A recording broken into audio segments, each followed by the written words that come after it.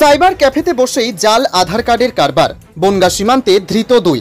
ঝাঁ চকচকে cyber cafe, বাইরে থেকে দেখে কিচ্ছুটি বোঝার উপায় নেই। ক্যাফের ভেতরে রমরমিয়ে চলছে জাল আধার, ভোটার কার্ড বানানোর কাজ।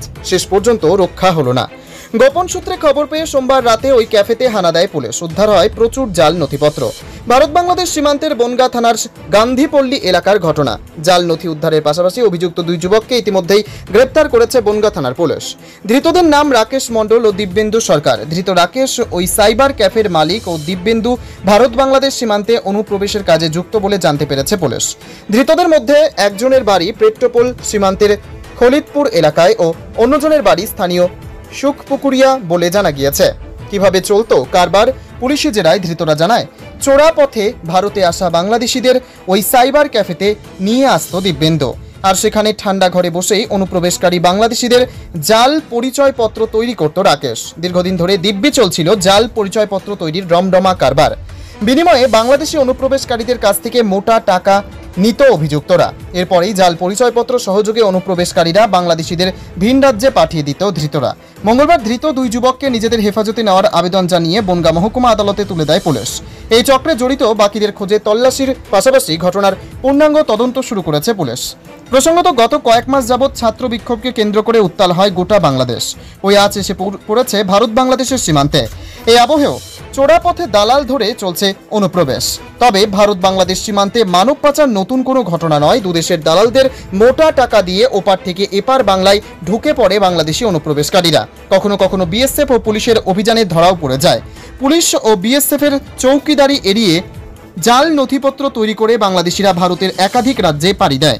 গত কয়েক বছর যাবৎ ধৃত বাংলাদেশিদের বয়ানে তা বেশ স্পষ্ট।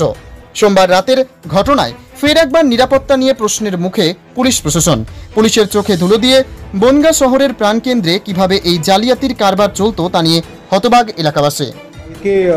একটা স্পেসিফিক ইনপুট পাওয়ার পর আমরা চারজনকে এখানে বনগাঁও থানা অন্তর্গত অ্যারেস্ট করেছি, যেখানে প্রথম হচ্ছেন তিনজন, ওর মধ্যে বাংলাদেশি অনুপ্রবেশকারীরা রয়েছেন। উর্মি শলমা বেগম, নাইমুর রহমান বয়স 27, শাহানা আক্তার বয়স 21 ইয়ার্স। এরা একজন টাউট সুজয় মিস্ত্রি, যে এখানকারই হরিদাসপুরে বাড়ি। ওখান থেকে আমরা চারজনকে লিড পাওয়ার পর গেট নাম্বার 2 আপনারা জানেন রেলওয়ে গেট, ওখান থেকে অ্যারেস্ট করা হয়েছে।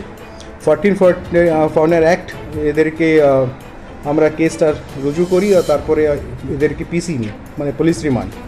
আজকে এরা পুলিশ রিমান্ডে চলে আসবে। ওদের সঙ্গে আমরা ইন্টারোগেশন যখন আমরা প্রাইমারি লেভেলে করি, তারপরে আমরা জানি কি দ্যাট এই যে বিডি ন্যাশনালরা আছেন বা বাংলাদেশি প্রবেশকারী, এরা এখানকার একটা লোকাল শপ আছে রাকেশ ডিজিটাল নামে, যেখানে রাকেশ মণ্ডল একজন মানুষ।